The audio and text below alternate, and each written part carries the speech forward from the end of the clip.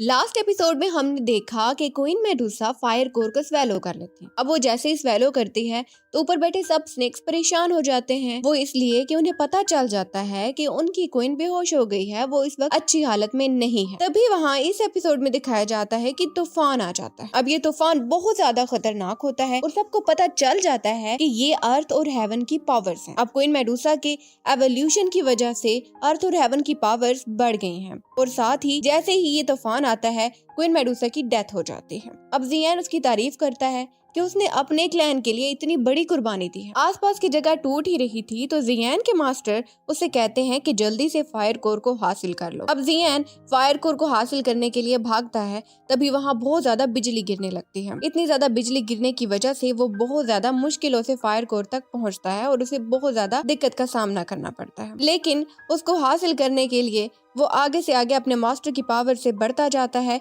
इसके अलावा वो एक्सप्लोसिव स्टेप्स का यूज करता है और हार्ट ऑफ कोर फायर तक पहुंच ही जाता है। यहाँ मेडुसा जिंदा हो जाती है और स्नेक की फार्म में उड़ने लगती है, लेकिन अभी उसमें इतनी पावर नहीं थी क्योंकि अभी अभी उसने एक बहुत बड़ा काम किया था। उसकी बॉडी टूट जाती है और वो वहीं मर जाती है। वहाँ ऊपर क्लैन का हेड जिसे कि फायर कोर को हासिल करना था, वो ये बात कर रहा था कि 8 ट्राइब्स ऑफ स्नेक्स के आने से पहले हमें इस कोर को हासिल करना होगा क्योंकि 8 ट्राइब्स ऑफ स्नेक बहुत ज्यादा पावरफुल है। यहाँ नीचे मेडुसा की बॉडी एक व्हाइट स्नेक में कन्वर्ट हो जाती है। ये बहुत ही क्यूट स्नेक था और ये क्रिएचर ऑफ 7 कलर्स था। एवोल्यूशन के बाद मेडुसा का लेवल अप हो गया था और इस व्हाइट स्नेक से जियान को कोई खतरा नहीं था। वो इस व्हाइट स्नेक को अपने पास रखने का डिसाइड करता है। वो उसे खाना भी खिलाता है और उसे वो बहुत ज्यादा क्यूट लगता है। यहाँ ऊपर सब स्नेक्स बहुत ज्यादा परेशान थे और वो ये सोच रहे थे कि जब 8 ट्राइब्स ऑफ स्नेक आ जाएंगे तब वो क्लैन के हेड से लड़ेंगे क्योंकि उसी ने हमारी क्वीन को मारा है। ओल्ड स्नेक के पास 5 ट्राइब्स ऑफ स्नेक आ जाते हैं और तब सब उससे कहते हैं कि चलो अब हम क्लैन के हेड से लड़ते हैं। मगर ओल्ड स्नेक कहता है कि जब हमारे पास फुल 8 ट्राइब्स आ जाएंगे तभी हम उससे लड़ेंगे, अभी हमें उससे नहीं लड़ना क्योंकि अभी हमारी पावर इतनी ज्यादा नहीं है। उधर क्लैन का हेड फायर कोर को ढूंढ रहा था, लेकिन तभी ओल्ड स्नेक बाहर आकर उसको फाइट के लिए चैलेंज करता है और फिर मास्क वुमन उस क्लैन के हेड से कहती है कि इसे मैं संभालती हूँ, आप जाकर फायर कोर को ढूंढो। ये सुनते ही क्लैन का हेड फायर कोर को ढूंढने के लिए चला जाता है और अपने साथ बाकी वॉरियर्स को भी ले जाता है और यहाँ मैस्क वुमन अकेली रह गई थी। ये सब स्नेक मैस्क वुमन पर अटैक करते हैं मगर मैस्क वुमन विंड वॉल से उन सबको रोक देती है और फिर वो खुद भी फायर कोर को ढूंढने के लिए चली जाती है। यहाँ क्लैन का हेड जियान को देख लेता है। जियान जैसे ही क्लैन के हेड को देखता है तो वो स्पीड पकड़ता है। वो जल्दी से भागने की कोशिश करता है और उसकी इतनी ज्यादा स्पीड को देखकर क्लैन के हेड को समझ आ जाती है कि फायर कोर हो ना हो तो इसी के पास है। अब वो भी जियान से फायर कोर लेना चाहता था, लेकिन तभी मैस्क वुमन वहां आकर क्लैन के हेड को कहती है कि आप जल्दी से डेजर्ट से बाहर जाएं, इससे फायर कोर मैं हासिल कर लूंगी। अब मैस्क वुमन जियान के पीछे जाती है और बाकी सब स्नेक्स जो कि विंड वॉल में फंसे हुए थे वो खुद को उसमें से छुड़वा लेते हैं। तभी वो सब बैठकर आपस में डिसाइड करते हैं। इन्हें यूमी बताती है कि ये लोकेशन है जिसके बाद क्लैन का हेड और मैस्क वुमन अलग हो गए थे। अब ओल्ड वुमन स्नेक्स को 2 दल में डिवाइड करता है, जिसमें से एक को वो कहता है कि वो क्लैन को जाके ढूंढे, क्लैन के हेड को, और दूसरे से कहता है कि तुम जाकर मैस्क वुमन को ढूंढो। यहाँ मैस्क वुमन जियान के पीछे जा रही थी। वो जियान को रोकने की कोशिश करती है। वो विंड ब्लॉक बनाती है और उसका रास्ता ब्लॉक कर देती है, लेकिन जियान वो भी काफी पावरफुल था, वो उससे बच जाता है, लेकिन ज्यादा देर तक बच नहीं पाता क्योंकि इसके बाद वही मैस्क वुमन 4 साइड्स वॉल बना देती है। अब जियान उसमें फंस जाता है तो ये मैस्क वुमन जियान से डिमांड करती है कि मुझे फायर कोर दे दो। तो जियान कहता है कि मैं तुम्हें ये फायर कोर नहीं दूंगा, ये मेरी 1.5 साल की स्ट्रगल है और इसके बाद मैंने फायर कोर को हासिल किया है, तो ये मैं तुम्हें और ना ही किसी और को दूंगा। अब ये सुनकर मैस्क वुमन कहती है कि मैं तुमसे लड़ाई नहीं करूंगी, तुम यहाँ से चले जाओ। ये सुनकर जियान तो काफी हैरान हो जाता है, लेकिन तभी वो उसका फेस देखता है। ये लड़की जिसने मास्क पहना हुआ था ये और कोई नहीं बल्कि यूजी थी। अब ये यूजी के पास आता है। यूजी उसकी पावर की तारीफ करती है कि तुम पहले से भी और ज्यादा पावरफुल हो गए हो और तुम्हारी मेहनत का सिला तुम्हें जरूर मिलेगा। जियान मैस्क वुमन से पूछता है कि तुम इस क्लैन के हेड की हेल्प क्यों कर रही हो। वो कहती है कि मैं इसकी हेल्प इसलिए कर रही हूँ क्योंकि इसके मेरे ऊपर बहुत से एहसानात हैं। अब जियान पूछता है कि अगर तुम उसे ये फायर कोर नहीं दोगी तो क्या वो तुम्हें मार डालेगा। तो वो कहती है नहीं, वो मुझे नहीं मारेगा क्योंकि उसे फिर यही लगेगा कि जियान तो बहुत ज्यादा पावरफुल है, उसने मुझे हरा दिया है। उसे ये शक नहीं होगा कि मैंने जानबूझकर तुम्हें ये कोर दे दिया है। फिर वो यज़ैम से पूछती है कि तुम ये फायर कोर क्यों लेना चाहते हो, तुम इसका क्या करोगे? तो वो कहता है कि मैं इसे स्वेलो करूंगा, इसे स्वेलो करने से मेरी पावर्स और ज्यादा बढ़ जाएंगी। अब यूजी वो तो देख चुकी थी कि इतना पावरफुल स्नेक यानी कि क्वीन मेडुसा ने भी इसे स्वेलो किया, इसके बावजूद उसकी हालत इतनी खराब हो गई। तो वो यज़ैम से कहती है कि तुम ऐसा मत करो, मैं तुम्हें और भी बहुत से सॉल्यूशंस बताती हूँ जिससे तुम अपनी पावर्स को बढ़ा सकते हो। जैसे कि वो उसे बताती है कि मैं तुम्हें एक कैंप की लोकेशन बताती हूँ, इस कैंप में तुम अपने लेवल इंक्रीज कर सकते हो। यहाँ ये तुम्हें बहुत से स्किल सिखाएंगे, मार्शल आर्ट सिखाएंगे और तुम्हारा लेवल अप हो जाएगा। यज़ैम बहुत खुश हो जाता है और उसे अच्छा लगता है कि मैं भी इस कैंप में जाकर अपने स्किल्स को बढ़ा सकता हूँ। उसके बाद वो उसे उसका नाम पूछता है, लेकिन जैसे ही यूजी उस कैंप का नाम बताती है तो यज़ैम को गुस्सा आ जाता है, क्योंकि ये कैंप नायोन से बिलोंग करता था। अब ये सुनकर जब यज़ैम को गुस्सा आता है तो यूजी उसका गुस्सा देख के कहती है कि अच्छा ठीक है, हम इस बारे में बात नहीं करते, लेकिन तुम मुझसे प्रॉमिस करो कि तुम इस कोर को स्वेलो नहीं करोगे। यज़ैम को तो अपनी पावर्स बढ़ानी थी, उसे अपना गोल अचीव करना था, तो वो उससे प्रॉमिस नहीं करता और वहाँ से चला जाता है। लेकिन हाँ, जाते जाते वो यूजी को देखता है जो कि बहुत ज्यादा परेशान थी, मगर उसका गोल क्लियर था और वो उसकी बात सुने बिना वहाँ से चला जाता है। अब जब यज़ैम यहाँ से चला जाता है तो स्नेक के 4 ट्राइब्स वहाँ आ जाते हैं और यूजी पर अटैक कर देते हैं। अब यूजी क्योंकि यज़ैम के जाने पर दुखी थी तो पहले तो वो उन पे अटैक नहीं करती, लेकिन जब वो स्नेक अपनी लिमिट को क्रॉस करते हैं तो यूजी उन पर काउंटर अटैक करती है और गुस्से में उन सबको मारने लगती है। इसके बाद इन स्नेक्स को पता चलता है कि यूजी तो बहुत पावरफुल है, हम अकेले उसे हरा नहीं पाएंगे। तो ये सब स्नेक्स अपनी पावर का यूज करते हुए एक क्रिएचर बना देते हैं। ये क्रिएचर इतनी पावरफुल थी कि इसकी एनर्जी आसमानों तक जा रही थी। वहाँ यज़ैम जो कि वापस जा रहा था, उसे आसमान से स्नेक्स की एनर्जी दिखाई देती है और उसे समझ आ जाती है कि हो ना हो तो ये एनर्जी वहीं से आ रही है जहाँ की यूजी को मैं छोड़ के आया हूँ और ये सब स्नेक्स अब यूजी पर अटैक कर रहे हैं। यहाँ यूजी इन स्नेक्स की क्रिएचर से लड़ने की पूरी कोशिश करती है, मगर वो अकेली थी और इन स्नेक्स की एनर्जी बहुत ही ज्यादा थी। अब यही क्रिएचर यूजी पर अटैक करने के लिए रेडी था।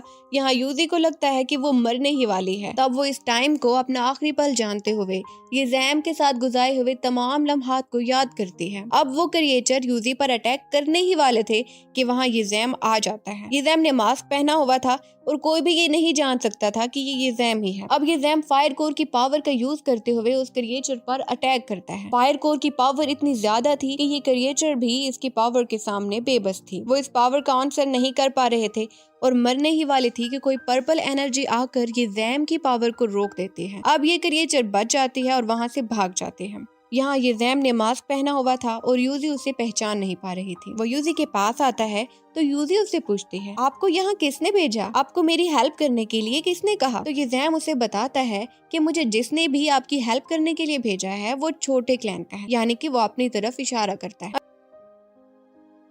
अब यूजी समझ जाती है और वो उससे पूछती है कि आपको यज़ैम नहीं भेजा है ना, तो मेरी उसके साथ मुलाकात कब होगी? यज़ैम उसका कोई आंसर नहीं करता और वहाँ से चला जाता है। नेक्स्ट सीन में दिखाया जाता है कि सब स्नेक्स आपस में बातें कर रहे हैं और तभी वो ओल्ड स्नेक उन सबको बताता है कि मैंने क्वीन मेडुसा की एनर्जी को फील किया है और वो उन्हें बताता है कि मुझे अभी भी लगता है कि क्वीन मेडुसा जिंदा है। यहाँ यज़ैम फायर कोर को स्वेलो करने की कोशिश कर रहा होता है तो उसके मास्टर उसे समझाते हैं कि ये काम बहुत ज्यादा मुश्किल है और इससे तुम्हें बहुत ज्यादा नुकसान हो सकता है, तो बेहतर है कि तुम इस कोर को स्वेलो मत करो। मगर यज़ैम उसे पावर्स चाहिए थी तो वो अपना प्रोसेस स्टार्ट कर देता है। अब वो फायर कोर को निगलने लगता है और फिर उन्हें कोर ऑफ हार्ट से फायर कोर मिल ही जाता है। अब उसके मास्टर उसे निकल कर हार्ट तक पहुंचाने का कहते हैं। ये सब जियान के लिए बहुत ज्यादा मुश्किल था, मगर उसके मास्टर उसके साथ थे, वो उसकी हेल्प कर रहे थे और इस तरह से आखिरकार उसका प्रोसेस सक्सेसफुल हो जाता है। उसे फायर कोर मिल जाता है और उसकी पावर्स पहले से कहीं ज्यादा हो जाती हैं। अब उसके मास्टर उसकी पावर को चेक करने के लिए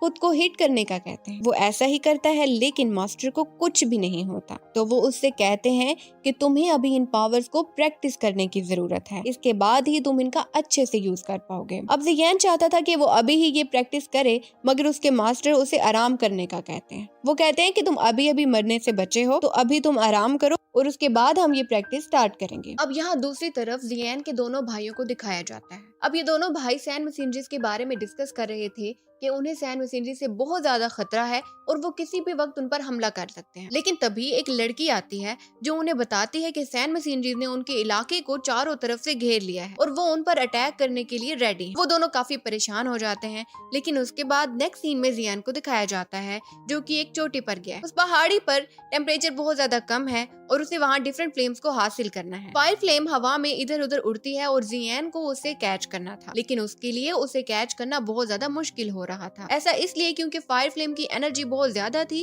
और जियान उसके सामने बहुत कमजोर पड़ रहा था। वो अकेला था, उसका मास्टर उसकी हेल्प नहीं कर सकता था और ये सब कुछ उसके लिए काफी मुश्किल था। अब ये जैम अपनी फैमिली को याद करता है और 3 साल के बाद होने वाले उस एग्रीमेंट के बारे में सोचता है और ये सोचते ही वो पाम टेक्निक का यूज करता है और इस फायर फ्लेम को कैच कर लेता है। अब उसे डिफरेंट फ्लेम्स मिल चुकी हैं और उसके पास एक नई पावर आ गई है जिसे हासिल करके उसकी खुशी की इंतहा नहीं रही। इसके अलावा उस 3 ईयर एग्रीमेंट्स में अभी 2 मंथ्स रह गए हैं और जियान नायोन से लड़ने के लिए बिल्कुल रेडी है। अब जबकि जियान के पास फायर कोर आ ही चुका है तो वो ओल्ड मैन के पास वापस जाता है। वो उसे बताता है कि उसने फायर कोर हासिल कर लिया है और अब उसे मैप चाहिए। लेकिन ओल्ड मैन उससे कहता है कि मैंने तुम्हें जो इंग्रेडिएंट्स लाने का कहा था, अब तुम्हें इन इंग्रेडिएंट्स से मेडिसिन बनानी होगी, उसके बाद ही मैं तुम्हें मैप दूंगा। वो उसे एक अलग रूम में लेके जाता है और उसे वहाँ मेडिसिन बनाने का कहता है। जियान अपने मास्टर को बुलाता है और उसके मास्टर उसके सामने वो मेडिसिन बनाते हैं जो कि 6th लेवल की थी। जियान उन्हें बनाते देखता रहता है और जब वो मेडिसिन बन जाती है तो वो ये मेडिसिन उस ओल्ड मैन के पास लेके जाता है। अब ये आइस एम्बरर यानी कि वही ओल्ड मैन जियान की इस मेडिसिन को देखकर काफी शॉक्ड हो जाता है। उसे शक होता है कि शायद ये मेडिसिन इसने खुद नहीं बनाई। लेकिन तब जियान कहता है कि अगर आपको शक हो रहा है, आपको लग रहा है कि ये मेडिसिन नहीं बनाई मैंने, तो आप मुझे ये वापस कर दें। मैंने इसके लिए इतनी ज्यादा मेहनत की है, मैं जाकर इसकी वजह से क्वीन मेडुसा से लड़ा हूँ और अब आपको मुझे पे शक हो रहा है। ये सुनते ही वो ओल्ड मैन जियान से मेडिसिन ले लेता है और फिर दूसरे कमरे में जाकर उस मेडिसिन को खाता है। इस मेडिसिन को खाते ही उसके ऊपर से क्वीन मेडुसा की तरफ से दिया गया शराब उतर जाता है। अब वो बहुत ज्यादा खुश होता है क्योंकि उसकी सब पावर्स वापस आ गई। वो वापस आकर जियान का थैंकफुल होता है और उसकी कैपेबिलिटीज की तारीफ करता है। वो काफी हैरान था कि इतनी छोटी सी उम्र में इसने लेवल 6 की मेडिसिन बना ली। फिर वो जियान को उसका मैप दे देता है और जियान वापस आ जाता है। नेक्स्ट सीन में दिखाया जाता है कि जियान के भाइयों की मशीनरीज में सैन मशीनरीज घुस गई। वो उन पर अटैक कर रही थी और उनका वॉरियर जियान के छोटे भाई से लड़ रहा था। अब इसके छोटे भाई के पास इतनी पावर्स नहीं थी और वो वॉरियर जियान के भाई से जीत रहा था। अब जब वो वॉरियर इसके भाई को जान से मारने ही वाला था तो जियान वहाँ पहुंचकर अपने भाई को बचा लेता है। इसके बाद जियान और उस वॉरियर के दरमियान फाइट होती है जिससे वो वॉरियर काफी खुश होता है कि मुझे एक पावरफुल इंसान से लड़ने का मौका मिल रहा है, क्योंकि वो हमेशा जिससे भी लड़ा है वो वीक ही था और वो उससे हार ही जाता था। जियान अपनी फुल पावर के साथ उससे लड़ता है। सब लोग उसकी पावर्स देखकर हैरान थे, मगर इस वॉरियर की पावर तो जियान से भी ज्यादा थी। जियान लड़ता रहता है, वो वॉरियर हारता नहीं है और आखिरकार जियान गिर जाता है। वो जैसा कि बेहोश ही हो गया था। इस पर वॉरियर हंसने लगता है कि ये भी मुझसे हार गया। लेकिन तभी जियान उठता है, वो अपने पर्पल विंग्स का यूज करता है और उस वॉरियर को हवा में लेके चला जाता है। फिर उसको हवा से गिरा देता है जिस पर उसे बहुत ज्यादा गुस्सा आता है। अब वो आर्मर क्रिएट करता है और जियान पर अटैक करता है, लेकिन इस फाइट में जियान जीत जाता है। ये देखकर उसके भाई काफी खुश थे और फिर वो मिलकर चाय पीते हैं। तभी वहाँ वो ओल्ड मैन यानी कि वो आइस एम्परर आता है जिसके साथ एक आदमी भी था। वो यहाँ क्यों आया है और वो अपने साथ ये आदमी क्यों लाया है, ये आपको नेक्स्ट एपिसोड में पता चलेगा।